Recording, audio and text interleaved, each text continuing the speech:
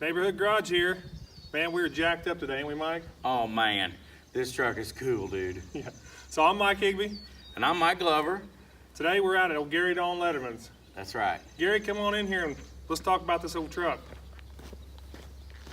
Thanks for coming, guys. Hey, Appreciate thank you, it. Gary. Thanks for having us. Yeah, yeah. What do you want to know about it? Everything. I Oh, mean that's everything. This thing's cool. It's a hand custom built pro stock 4-wheel drive pulling truck. It's got a 485 cubic inch big block Ford in it. 485. 485 is what we're allowed to run.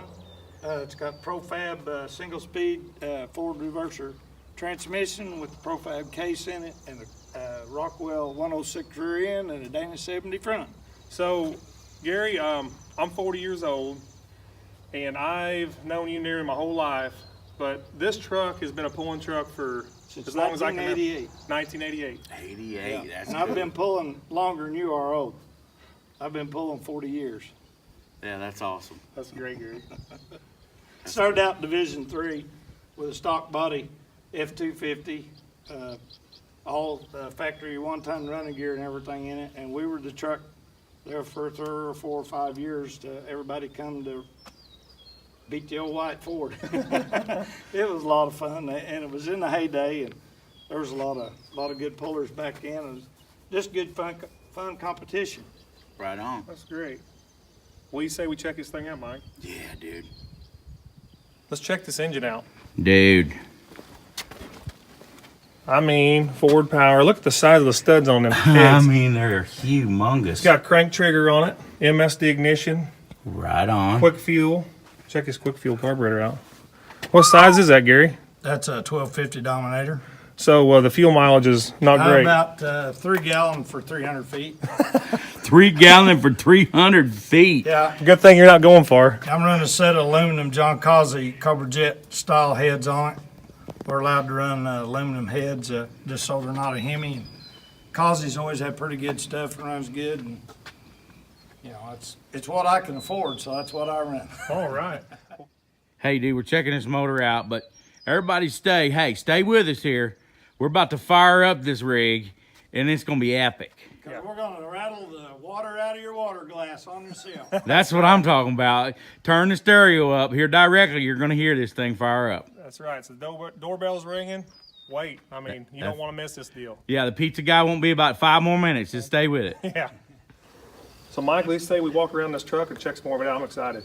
Dude, this truck is really cool. I mean, I got this feeling it's coming up, dude. It's going to be rumble. I don't know. It's going to be crazy.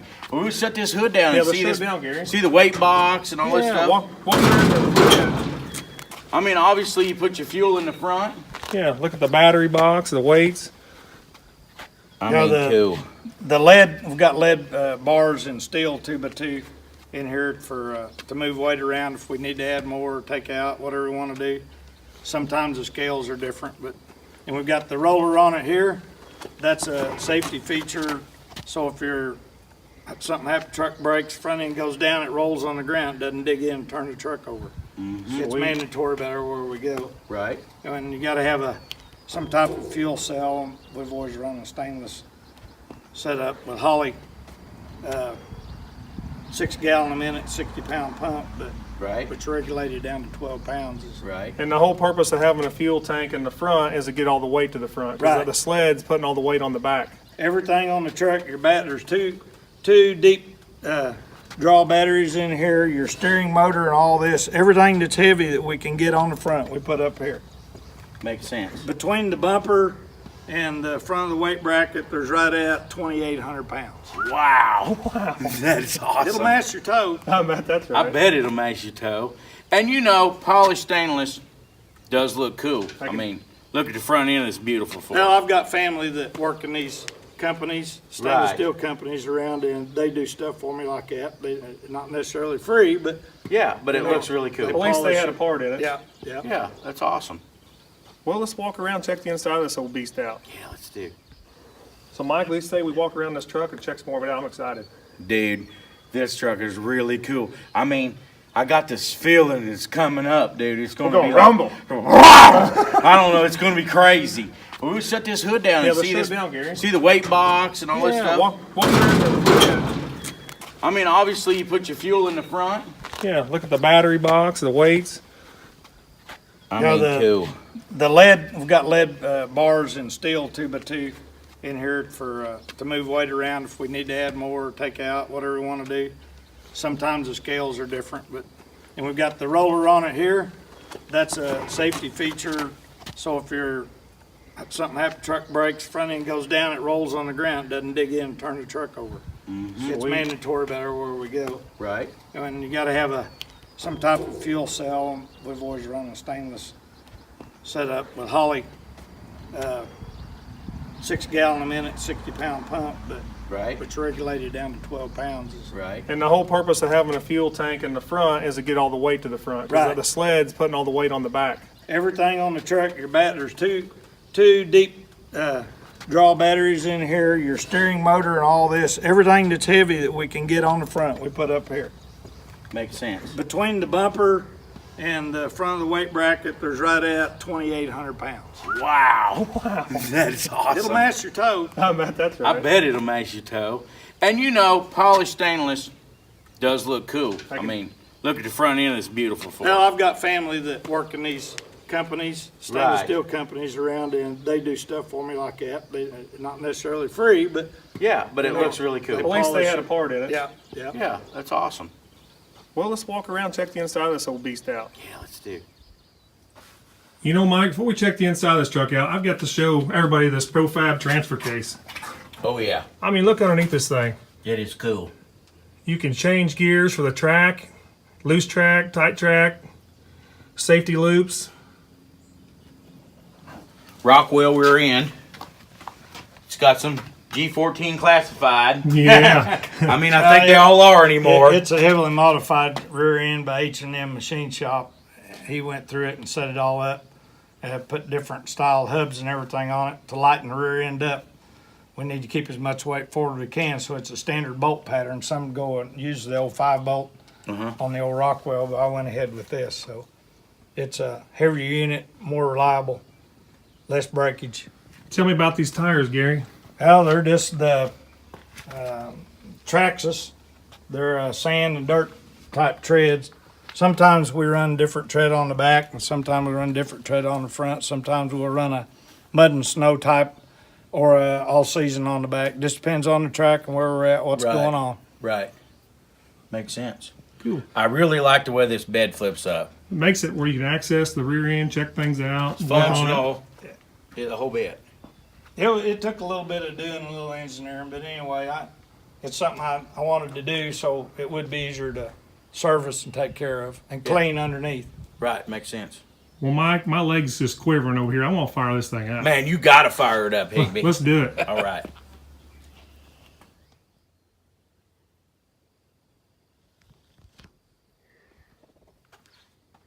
Mike? I think we're gonna You'll need them. I think we're gonna need There's him. another pair there. Oh boy. Robbie's hardcore. Hey. He'll be all right. Is your leg still Yeah, my leg's just quivering. quivering over here, Higby? Pretty basic in here. Just some toggle switches, push button to start, lights, tack, and hey, there ain't nothing without the old Bible. That's right. So, we say we fire this thing up, Mike. Dude, hold on. You ready? They're Yeah, ripped. I think I'm ready. Hey, Higby, I think I'm ready. Yeah, hey, that goes in your ear, bud. Oh, sorry.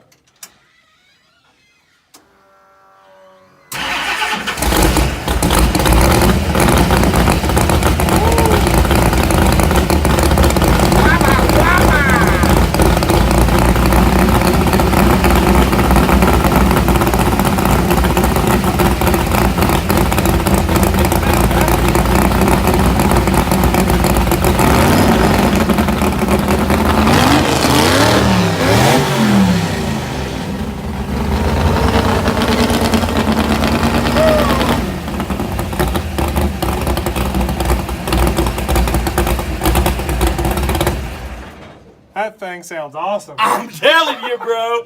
I mean, there is fuel drippings on the windshield. This sucker's rich, boys. Woo! I'm telling you.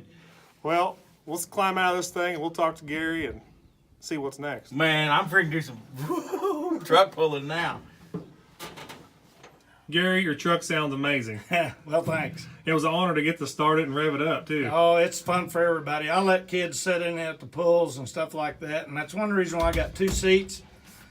Sometimes if you get underprivileged or a child that's a dreamer and maybe, you know, a few days or months left to live, I like to take them for a ride and have a good time with them. But main thing is when we go to pools, kids is important. I'll try to watch around and anyone want to look at the truck or sit in the seat, they get to. That's awesome. That's great. That's awesome. Yeah. So it ain't, you know, real fancy, but I like your hand throttle. Well, it works good for me, and like I said, it is called spare parts. That's exactly So right. you don't go buy it, you make it and put it on what you got around. I mean, that's spare. And my shifter Dig is it. a Hurst handle that I poured back in high school, so that's 44 years old. So I incorporated that into the shifter on the Profab. That is cool. And then we've got the MSD box and coil and everything over there on it. The Functional. wiring's pretty simple. Simple. You don't put any more wiring on it than what you need to make it work. Right. And these trucks, we're really not allowed to use computers to run anything on them. You can do data, but you know they can't be fuel injected or computerized stuff. Cool. Cool. All right, so finishing up on this truck, here at the back of it, he's got a kill switch, which you've got to have in case the hitch or something was to break. It pulls this out and shuts the truck off. It's Hey. a good safety feature. Hey, but you know what? The old bump stops. I don't know how many old work stock diesel trucks I've seen have the whole back end ruined in the truck pull. But hey, gotta have them. Mandatory in all Yeah. these classes, obviously. Adjustable hitch. Yeah, and it's 3 1/4 inch around, inch by inch every other way, and the hitch is 37% of the total wheelbase, which is 133 inches. 26 inches high is the highest we're allowed to have.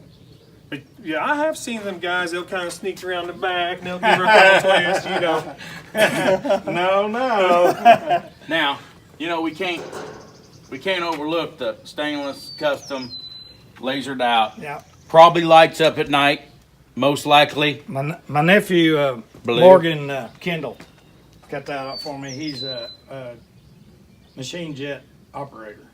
Another Water one of them jet. family members you're talking about. Yeah, they Yeah, help I some get with you. stuff. That's awesome. Thanks, And the family. flag always goes with the truck.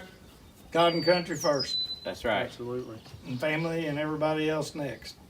Amen. Yeah. So coming up at Marshfield, June 2nd, we're having a truck pull there in Marshfield. Old Gary's going to be there with this beast, and there'll be lots of other competition there. You don't want to miss it. Yeah, be great. Cool. So thanks for watching Neighborhood Garage. Look us up on Instagram, like us on Facebook, and share it. Hey, and check us out next time on Neighborhood Garage.